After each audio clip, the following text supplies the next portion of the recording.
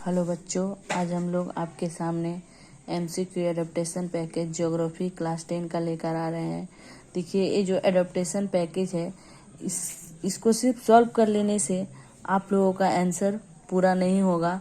12 नवंबर को जो एग्ज़ाम होने वाला है, इसमें यदि आपको अच्छा मार्क्स लाना है तो ऐसे ही क्वेश्चन को आपको प्रैक्टिस करना पड़ेगा। सिर्फ लिख लेने से, टिक आउट करके जमा कर देने से आपका आंसर कंप्लीट नहीं हो जाता है। यदि आपको अच्छा करना है तो इस टाइप का क्वेश्चन को हमेशा क्या याद कर लेना पड़ेगा, इसका प्रैक्टिस कर लेना पड़ेगा। ठीक है बच्चों, इसलिए मैं आपके सामने फ़िलहाल ये रख दे रही हूँ।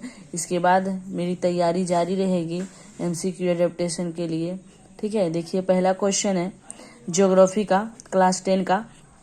संसाधनों के सृजन और विकास में आपके विद्यालय की भूमिका को सर्वोत्तम रूप से इस प्रकार वर्णित किया जा सकता है।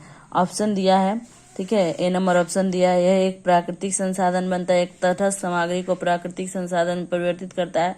सी नंबर है, यह मानव संसाधन के विकास का कारण बनता है। डी नंबर है, सांस्कृतिक संसाधन नहीं बनता है। तो जो संसाधन वाला चैप्टर है उसे हमें पूरा स्टडी कर लेना पड़ेगा, तब ये सारे क्वेश्चन हमको मिल जाएंगे। ठीक है, ऐसे ऑप्शन नंबर सी होगा इसका। ठीक है, मैं टिक आउट नहीं कर रही हूँ, आपको बोल दे रही हूँ, आप लोग ध्यान से सुन लीजिए। दोनों प्राकृतिक संसाधन के सतत उपयोग के लिए आमतौर पर निम्नलिखित में से कौन सा उपाय नहीं अपनाया गया है? तो ऑप्शन नंबर क्या होगा? ए होगा। विवेक तीनों अपनाया गया है, पुनः उपयोग, पुनर्चक्रण, लैंड फिलिंग, ठीक है, रिसाइकलिंग जिसको, ये तीनों अपनाया गया, लेकिन 2 का ए नहीं अपनाया गया। उसके बाद 3 का निम्नलिखित में से कौन सहभागी वन संरक्षण का उदाहरण है? तो क्या होगा बोलिए तो? आप लोगों ने इसे पढ़ा हुआ है।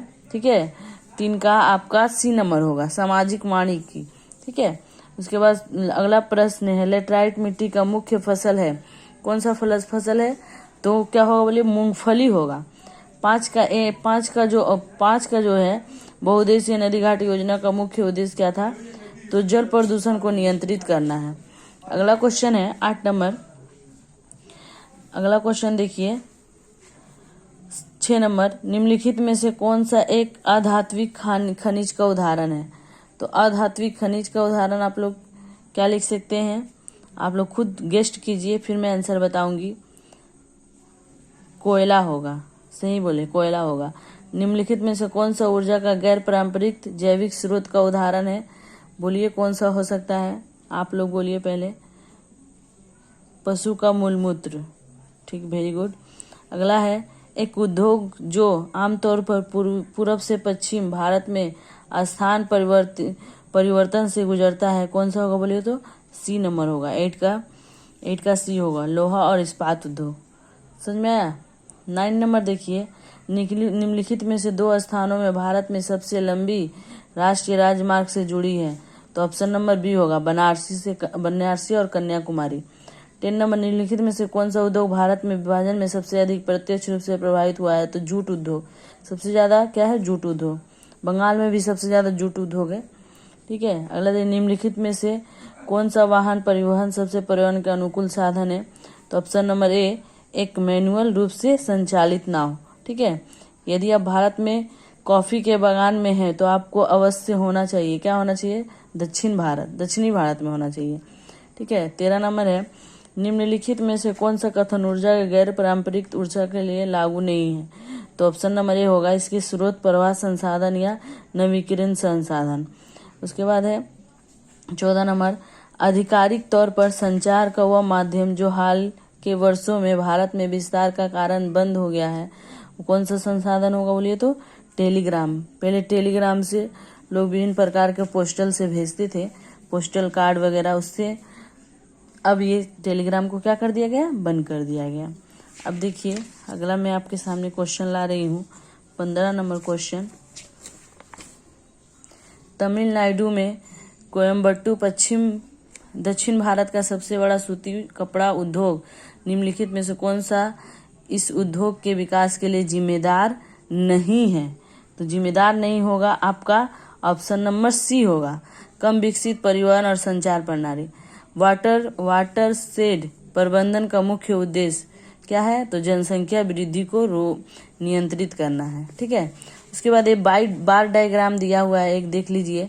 वर्ष 2015-16 का फसल उत्पादन मिलियन टन आंकड़े में तालिका दिए गए आंकड़ों को प्रदर्शित करने के लिए निम्नलिखित दंड आरेख बार डायग्राम। ठीक है, देखिए प्रोडक्शन क्रॉप मतलब फसल मिलियन टन्स, कितना मिलियंस हुआ है। वीट कितना 92, मेज 22, पल्स 16 मतलब 16 की ऑयल सीड्स, ठीक है, जिसको बोला जाता है तिलहन। तो सबसे ज्यादा जो हुआ है इस बार डायग्राम में, उसे क्या करना है आपको, टिक आउट करना है। देखिए टिक कर लीजिए। 92 वीट मतलब सबसे ऊपर जाएगा, वीट सबसे ऊपर किस में जा रहा है, 100 तक पार कर रहा है। देखिए ऑप्शन नंबर बी सही है, ऑप्शन नंबर बी में मान लीजिए। उसके बाद एक लास्ट है, देखिए यहाँ पे बोला है मैप को देखकर फाइबर क्रॉप और प्लांटेशन क्रॉप क्या होता है। फाइबर क्रॉप में बता दे रही हूँ, फाइबर क्रॉप जो जैसे मान लीजिए कॉटन, जूट, ठीक है, ये सब नेचुरल जो सिल्क होता है ये फाइबर क्रॉप होता है।